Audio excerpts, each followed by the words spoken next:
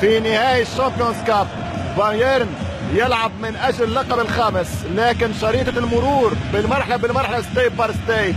نفس الشيء لفريق الميلان، وهذا فالنتين ايفانوف الروسي 44 سنة بقبضة الحديد من الدب الأحمر يستعيد ذكريات سانسيرو في ثالث مرة 18 سنة 70 يوم بدا يلعب في الشامبيونز ضد بايرن وجاب هدف 1-0 لروسوريرو. كارلو أنشيلوتي يتنفس السعداء، زعيم، لعيب، هداف مكير مثير.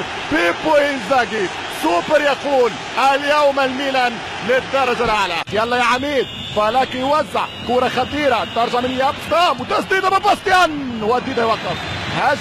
هجمة يتفاعل معها بعض الزملاء التقنيين هنا في الاستوديو في متابعة للبافاريين. الشبكة الثانية في ألمانيا، ترجع مرة أخرى، محاولة التوسيع، استام يوزع بالراس، شوفتشينكو يا تشيفا لم أعرف أنك حاقد إلا اليوم، لم أعرف أنك حقود إلا اليوم، لم أعرف أنك تحمل الضغينة. أنا ذكرت منذ البداية كأنه مين الهولنديين الكبار، والكرة من باستيان في الأوت، ضربة مرمى لديدا. هل يسجل؟ هل يعود بنادي البافاري العملاق الأحمر والأبيض الشهير المحبوب من الملايين لواقع الشامبيونز ليج لمواجهة اليوفي تحديدا لبيانكونيرو؟ تسديدة والحارس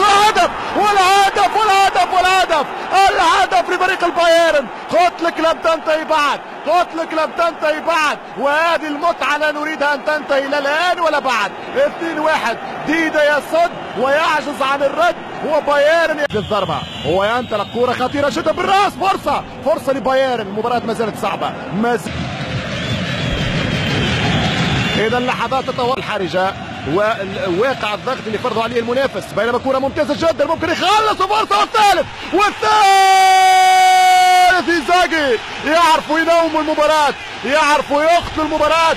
أدريانو جالياني كأجدحة تيفوزو يطير في سماء سانسيرو. مش ممكن هذه الهدية. فاليريان الله يخليك اخرج على بايرن. الرئيسية 3-1، والورقة الاستراتيجية لبايرن، كرة ثابتة بالراس، وديدا يتألق. اليوم يوم ديدا، لا أقول كان ممكن يتفاداها 3، لكن على الأقل في هدف. بينما شوف الخطأ سانيول، برافو عليك يا سانيول، شكرا يا سانيول. وسيدورف، والرابع يضيع. لا، هذا كل الدفاع لابد ان يخرج. لا سامحوني، لا ساندفع، لا نمسك لساني. من المرتدات شيفتشينكو في احلى الانطلاقات، يلعب كرة لكاكا، الرابع كاكا والهدف الرابع. قلت لك الرابع. اوه، البايرن ينهار، الميلان يتألق ويبدع، وكان ينكشف. أنشيلوتي مبروك يا كارليتو، نتيجة كبيرة في لقاء كبير. الميلان وبايرن يبقى بايرن.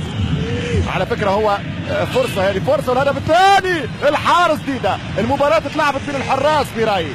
ديدا فسخ أكثر من هدف، وكان قبل أكثر من هدف.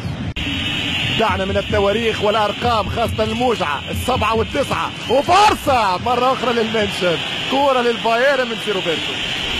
يعني دعنا من حسابات 7 و8 لكي لا تؤول، لكن نظام الكأس وفرصة للألمان، وبلاك خطيرة يا ساتر، والهدف يضيع. الألمان قريبين من 4-2، فرصة كبيرة، لكن الله يستر على بلاك، لأنه كل ألمانيا خسرت مباراة لكن لا تخسر السوبر ستار ميكائيل بالاك. شوف ديدا ويزيد من حسة وغلة الأهداف. فرصة لل4-2، كورة لجريرو، وديدا مرة أخرى على مارتين ديدا على كورة بالاك. هذا هو ممكن حوار مرتقب، المانشافت والسلس. بيقول انها مباراة برستيج بيني وبينك يا يوفي. 4-2 ممكن في هذه الكورة، لا في الاوت، عالية وبعيدة. لوسيو يحيي، هذا ان لم يكن البطل والنهاية. وسيدورف خطيرة جدا. اوليفر كان يفسخ الخامس. واترلو تعرفوها، واترلو في القرن 19 كانت نكسة بونابرت الجنرال والامبراطور الفرنسي. واترلو اليوم كانت في سانسيرو. انهيار سانيولي وزع براس، وهدف ثاني يضيع. الهدف الثاني لتبديل الفارق يضيع من كلاوديو بيتزارو البيروبي. كرة تضيع من بيتزارو اوفر سانيول بيتزارو، وهدف يضيع. بينما فالنتين ايفانوف ينهيها في ذات اللحظة ليؤكد جدارة الطليان بالصعود لقادم الأدوار. ألف مبروك للميلان، رباعية كبيرة على بايرن. feeling like it's out here, driving towards the sun.